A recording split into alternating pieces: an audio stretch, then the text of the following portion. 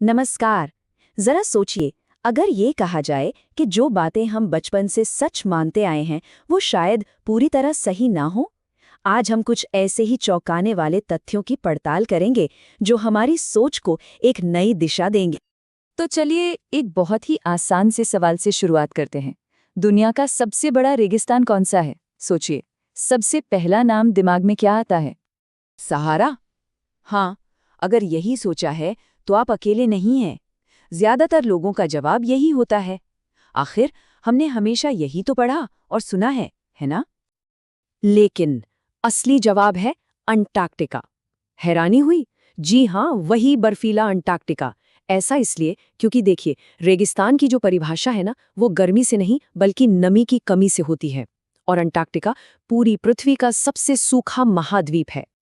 तो चलिए इसी तरह के कुछ और हैरान करने वाले तथ्यों के लिए तैयार हो जाइए। अब हम अंतरिक्ष और धरती के कुछ और गहरे राज खोलने जा रहे हैं। और धरती पर सबसे तेज हवाओं का क्या? शायद लगेगा कि इसका जवाब किसी तूफानी इलाके में होगा, पर सच तो ये है कि इसका जवाब भी वहीं है जहां हम अभी थे, अंटार्कटिका में। अंटार्कटिका में दुनिया की सबसे तेज हवाएं रिकॉर्ड की गई हैं, जिनकी रफ्तार 300 किलोमीटर प्रति घंटे तक पहुंच सकती है। ये किसी भी बड़े से बड़े तूफान से कहीं ज्यादा तेज है। इन हवाओं का एक खास नाम भी है, कैटाबैटिक विंड्स। मतलब ये घनी ठंडी हवा होती है जो ग्रेविटी की वजह से पहाड़ों से नीचे की तरफ गिरती है, एकदम किसी बर्फीले झरने की तरह, लेकिन अविश्वसनीय रफ्तार से। अब पृथ्वी से निकलकर चलिए स्पेस की तरफ चलते हैं। अपने सौर मंडल में किस ग्रह का दिन सबसे लंबा होता है? इसका जवाब है शुक्र। और यहाँ बात बहुत ही अजीब हो जाती है। शुक्र ग्रह पर एक दिन उसके एक साल से भी लंबा होता है। सोचिए, एक दिन मतलब 243 पृथ्वी के दिनों के बराबर, जबकि पूरा साल सिर्फ 225 पृथ्वी के दिनों का होता है। कैसा अजीब हिसाब है ना?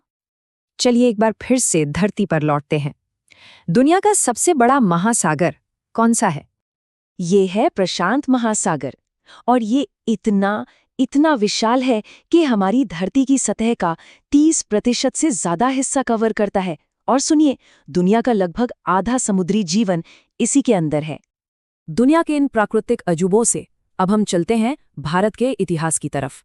जानते हैं कुछ मशहूर नामों और उपाधियों के पीछे की दिलचस्प कहानियां। एक बहुत ही जाना पहचाना सवाल, भारत का लौह पुरुष यानी आयरन मैन ऑफ इंडिया किसे कहा जाता है? जवाब है सरदार वल्लभ भाई पटेल। उन्हें ये टाइटल मिला उनके फौलादी इरादों के लिए। सोच के देखिए, आज़ादी के बाद उन्होंने 562 अलग अलग रियासतों को एक साथ जोड़कर एक हिंदुस्तान बनाया।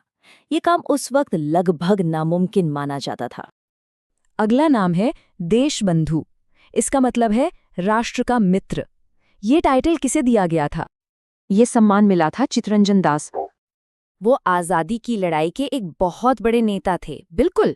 लेकिन उन्हें ये नाम इसलिए मिला क्योंकि वो गरीबों और ज़रूरतमंदों को मुफ्त में कानूनी मदद देते थे। उनकी इसी निस्वार्थ सेवा ने उन्हें देशबंधु बनाया। अब लोगों से हटकर चलिए भारत की खूबसूरत जगहों की बात करते हैं।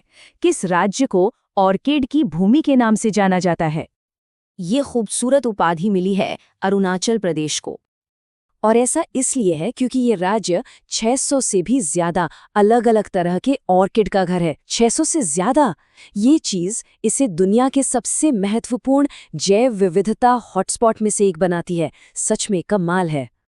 और अब अपने आखिरी सेक्शन में हम इतिहास और विज्ञान के कुछ ऐसे पन्नों को पलटेंगे जिन्होंने हमारी आज की दुनिया को आकार दिया है।